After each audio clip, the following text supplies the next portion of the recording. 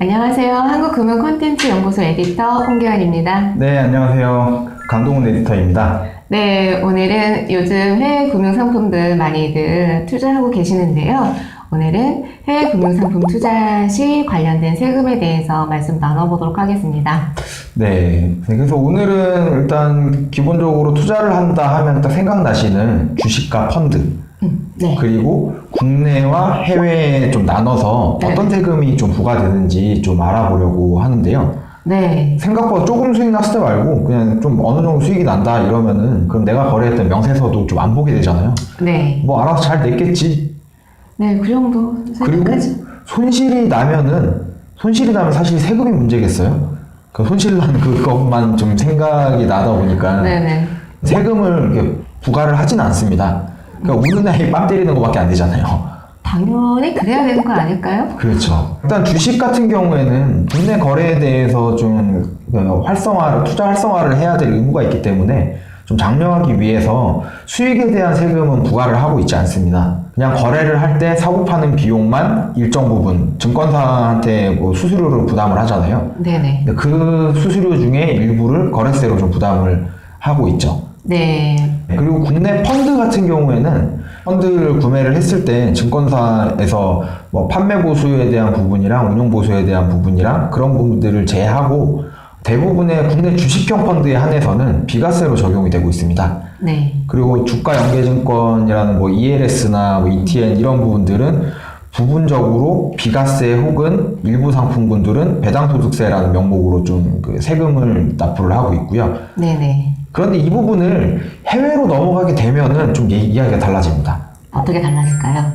일단 해외 주식 같은 경우에는 국내에는 거래세만 좀 부과를 하잖아요. 가장 큰 부분은 만약에 내가 해외 주식으로 1,000만 원을 투자를 해서 1,500만 원을 벌었다 했으면 500만 원의 이득이 생기는 거잖아요. 네. 근데 그때는 양도소득세라는 명목으로 세금을 부과를 하고 있습니다. 우리가 보통 양도소득세라고 하게 되면 뭐 집이나 물건 같은 거 사고 팔 때 내는 세금 아닌가요?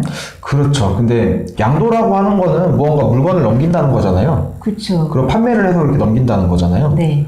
근데 주식 같은 경우에도 금융자산도 똑같은 물건처럼 취급을 해서 뭔가 시세 차익이 있다면은 이거에 대한 수익의 일정 부분 세금으로 내라라고 정해놓은 게 양도소득세입니다. 국내 주식에서는 부과가 되진 않지만 해외 주식에서 수익난 부분에서는 양도소득세가 부과된다는 말씀. 그렇죠. 네. 그런데 좀 참 웃긴 게 있어요. 어떤 부분이요? 해외 주식은 양도세가 부과가 된다면은 해외 펀드는 배당소득세라고 하는 게 부과가 됩니다. 조금 틀리네요? 제가 좀 자세히 알아보니까 이게 증권사 시스템이 현재처럼 좀 발달하지 않았을 네. 때는 펀드는 굉장히 좀 복잡한 구조로 이렇게 구성이 돼 있잖아요. 뭐 주식 얼마, 채권 얼마, 뭐 수시로 사고 팔고 했는데 국내에는 파악이 가능한데 왜냐면 국내에서 사고 팔고 하는 거다 보니까 근데 해외에서는 어떻게 거래를 하고 이게 파악이 안 되는 거예요. 그러다 보니까 양도소득세 같은 경우에는 성격이 자진 신고를 해야 되는 의무가 있어요. 그러니까 직접 만약에 얼마를 벌었습니다. 이러니까 얼마 세금 계산해서 이거 세금 내겠습니다. 네. 그럼 여기서 자진신고를 만약에 안 했다. 안 했다면 괘씸죄가 적용이 되겠죠. 괘씸죄라고 한다면은 일단 가산세가 부과가 될 텐데 네. 그조차 안 낸다면은 네. 뭐 여러 가지 네. 법상 불이익을 적용받게 되겠죠. 근데 어떻게든 내시게 될 거예요. 네. 네, 배당소득세 같은 경우에는 일반 그 적금 가입을 하시잖아요. 만기가 돼서 해지를 하시게 됐을 때 그때 명세서 이거 받아보시면은 여기 찍혀 나오는 게 있죠. 이자소득세라고. 이거는 내가 안 내고 싶어서 안 내는 게 아니라 이미 은행에서 이거를 나라에 낼 거라고 빼고 줘요. 네, 그렇죠. 그거는 기본적으로 많이들 알고 계시지 않을까요? 네. 많이 들어보셨을 것 같아요. 네, 배당소득세도 똑같습니다. 네. 배당소득세도 내가 내고 싶어서 내는 이게 자진신고하는 그게 아니라 배당소득세도 그냥 나라에 낼 거 떼고 주는 거예요. 양도소득세가 지금 해외 펀드에도 적용될 거라고 지금 검토를 하고 있어요. 그 소식 혹시 들어보셨나요?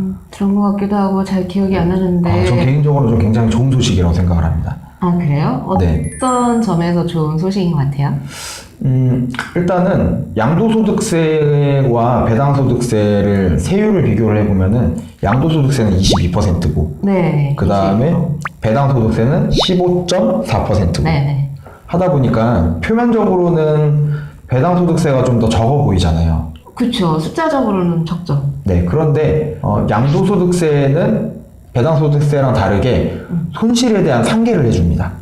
그래서 그렇군요. 표면적으로는 22%의 양도세가 15.4%의 배당소득세보다 좀 많아 보일 수도 있지만은 손실 상계라는 걸 적용을 한다면은 전체 합산을 해서 거기에 대해서 내 주머니에 들어온 돈에 대해서만 22%를 적용해서 세금을 내면 되는 반면에 배당소득세 같은 경우에는 2천만 원 손실 어쩔 수 없다. 3천만 원에 대한 세금 15.4%를 다 내라 라고 하는 거죠. 그럼 투자자분들한테는 이득이겠네요. 양도소득세는 훨씬 더 이득일 수가 있죠. 네, 그렇죠. 그리고 기본적으로 공제를 해주는 금액이 배당소득세는 공제를 해주는 금액이 없어요. 하지만 양도소득세는 좀 소소한 투자를 했을 때 250만 원에 대한 수익이 났다라고 하면은 그 부분까지는 면제를 해줍니다. 네. 그럼 250만 원은 공제해주고 기본 공제하고 그 네네. 이상에 대해서 수익 난 거에 있어서 22% 과세한다는 말씀이시죠? 네네, 그렇죠.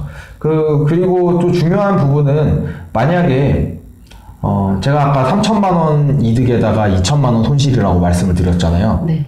그런데 실제로 내 주머니에 들어오는 건 1천만 원밖에 없고 근데 배당소득세 같은 경우에는 내 수익이, 내 이득이 3천만 원으로 잡히는 거예요. 이럴 경우에는 가장 무시무시한 게 뭐가 있죠? 종합소득세. 종합소득세. 네, 네. 맞습니다. 투자를 하시는 분들은 대부분 일을 하고 계신 분들이거나 일정한 수입이 있으신 분들이 좀 거의 대부분이실 거예요.